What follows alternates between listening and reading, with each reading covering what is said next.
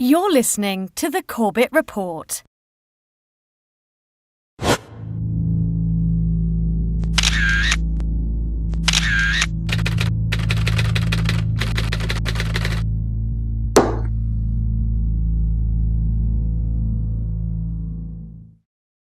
Some evil is just, it can't be explained. Are these people happy? Are they joyous now? Are they celebrating? Oh, absolutely. They're Thank celebrating. God. There's one report, this has not been confirmed, but there's several live reports that there was a cell, one of these cells, across the Hudson River. And they got on this is the report. I emphasize, I don't know this for a fact, but there's several witnesses who say this happened. They got on the roof of the building to look across. They knew what was going to happen. Yeah. They were waiting for it to happen, and when it happened, they celebrated. They jumped for joy. In the days after 9/11, while Ground Zero continued to smolder, millions heard Dan Rather and various media outlets repeat vague and unconfirmed reports of arrests that took place that day. These rumors held that Middle Eastern men, presumably Arabs, were arrested in explosive-packed vans in various places around the city on September 11th, and that some had even been photographing and celebrating those events. What most do not realize is that those reports were not mere rumors, and we now have thousands of pages of FBI, CIA, and DOJ reports documenting those arrests. My binoculars, and I could see the towers from my window, and this is where I'm looking, and all of a sudden, down there, I see this van park. And I see three guys on top of the van, and I could see that they were like happy. They didn't look shocked to me. They didn't look shocked. The men were spotted shortly after 8:46 a.m., yet somehow at this early stage, just minutes after the first plane strike on the World Trade Center, they were already positioned in a parking lot in Liberty State Park, taking pictures of the towers and celebrating.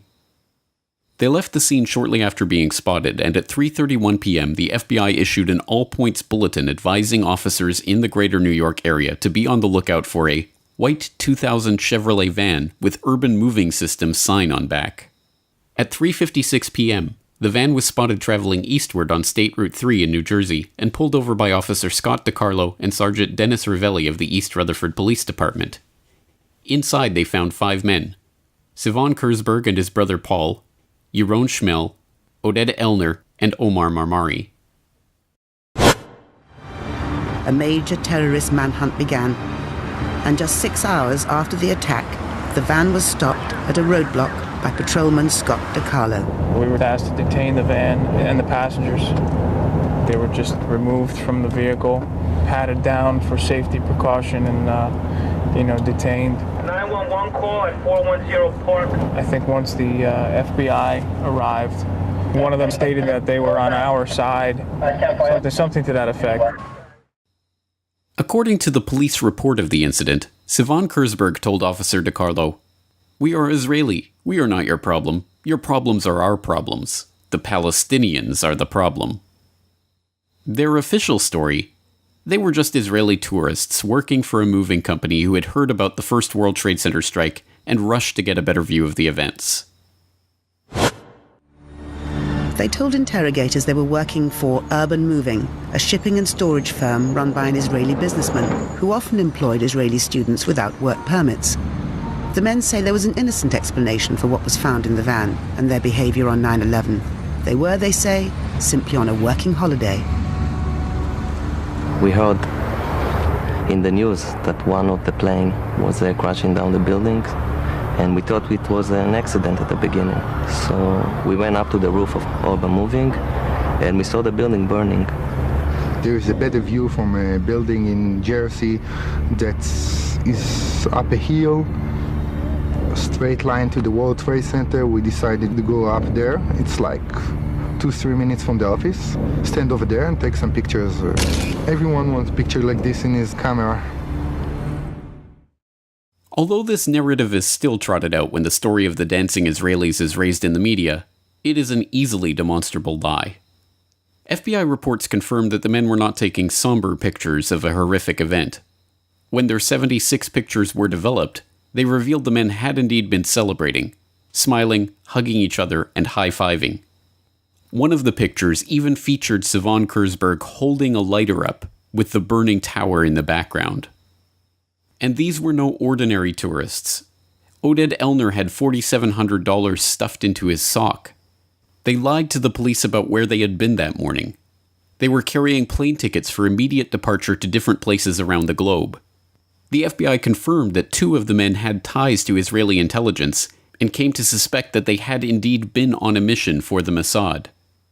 And of course, after returning to Israel, Elner claimed on national Israeli TV that they had been sent there to document the event.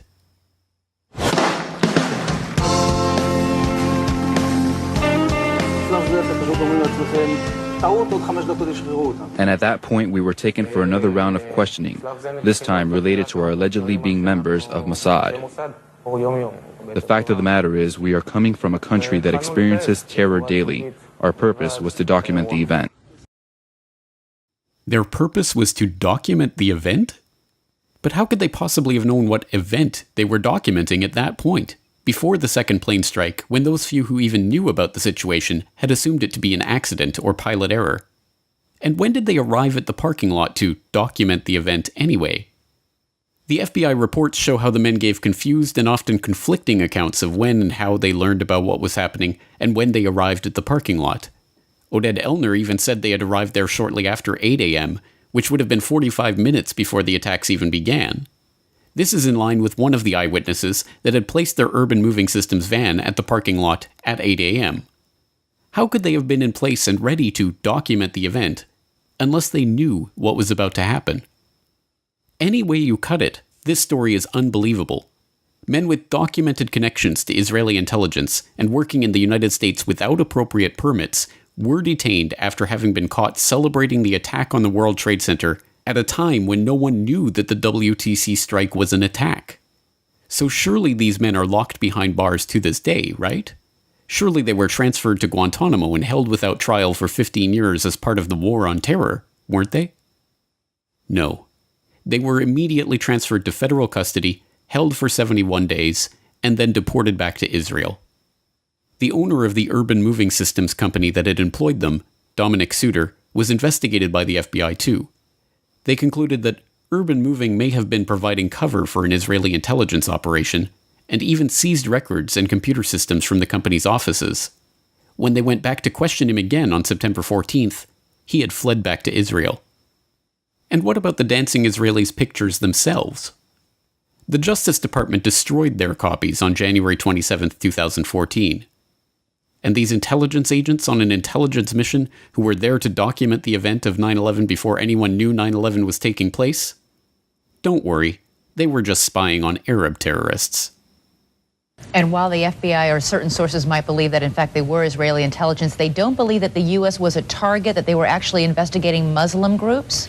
They believe if this was an intelligence operation by Israel, that it was focused on the Islamic groups and charities that raise money for groups that are considered by U.S. law enforcement and others terrorist groups.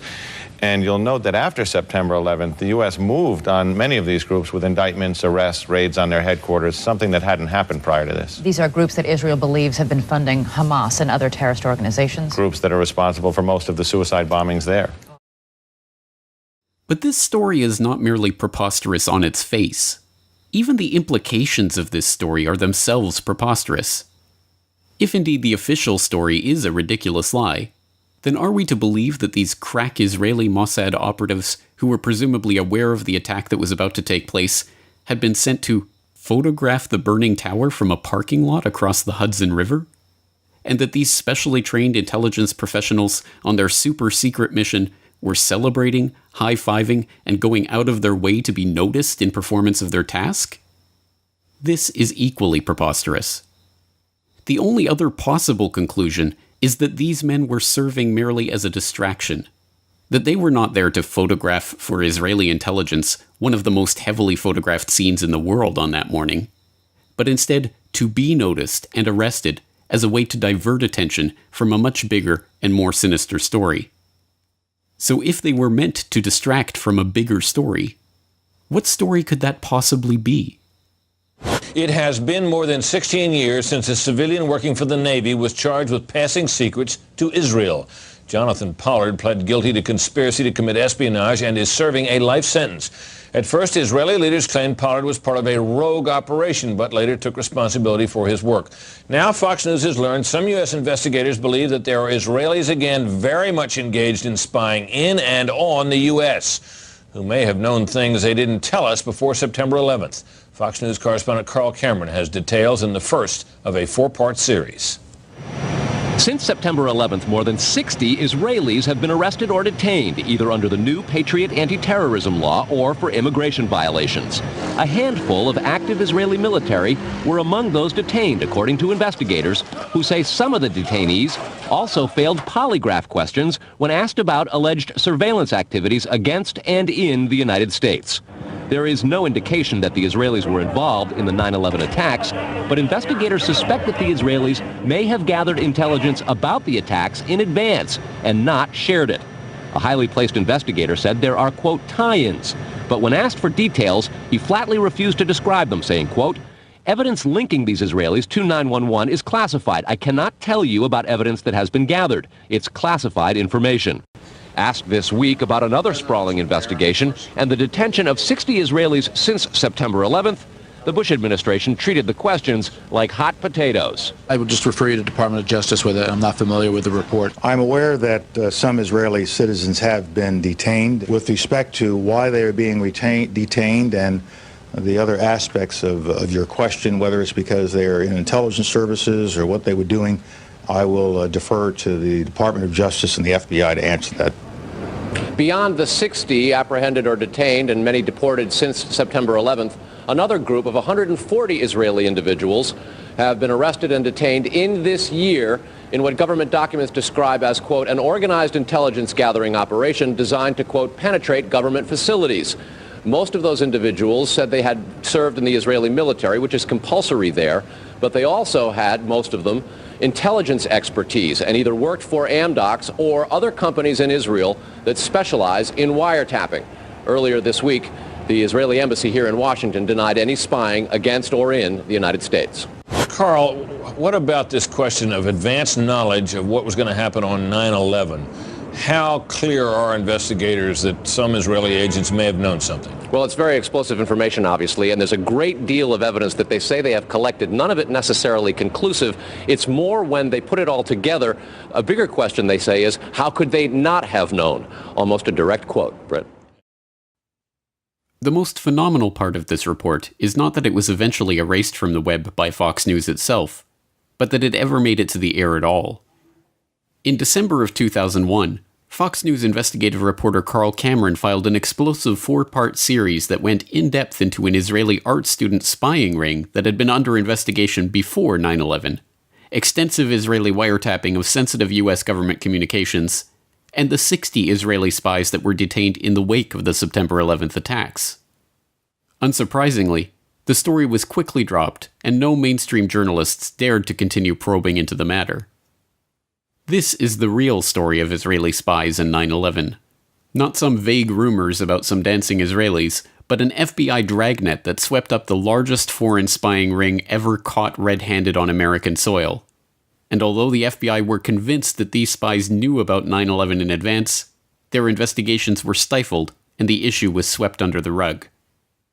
Rather than making Israel enemy number one in the war on terror, Israel remains to this day the US's most important ally. And if I'm fortunate enough to be elected president, the United States will reaffirm we have a strong and enduring national interest in Israel's security.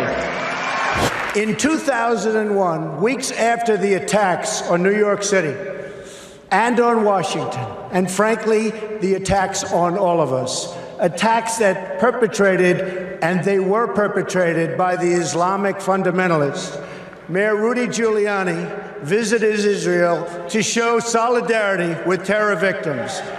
I sent my plane because I backed the mission for Israel 100%. But perhaps this is understandable. After all, we all remember how Yasser Arafat gloated about 9/11 and said it was good for Palestinians, right? Oh wait, that wasn't Yasser Arafat. It was Benjamin Netanyahu.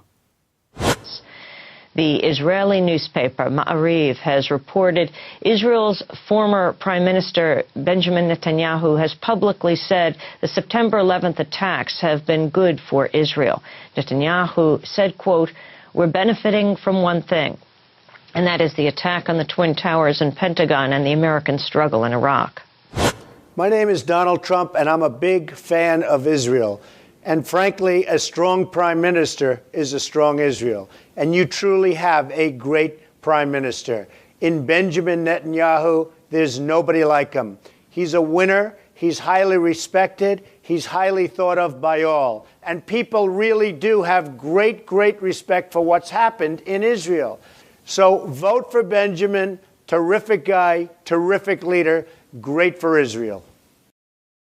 Given that the ultimate consequence of 9/11 was the beginning of a now 15-year-long struggle to transform the Middle East, a struggle that the neocons that went on to populate the Bush administration had been openly advocating since the clean break policy paper in the mid-1990s, it isn't hard to see how the September 11th attacks were indeed a boon for Israel. But information linking Israeli spies to advance knowledge of 9/11 remains classified information. In a world of true justice, the dancing Israelis and other Israeli spies with insider advance knowledge of the 9/11 attacks, who openly celebrated those attacks, would be the targets of the war on terror, not its beneficiaries. Some evil is just, it can't be explained. Are these people happy? Are they joyous now? Are they celebrating? Oh, absolutely. They're Thank celebrating. God. There's one report.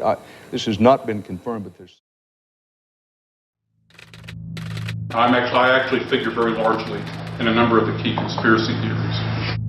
September 11th, September 11th. Terrorists or terrorism, September 11th.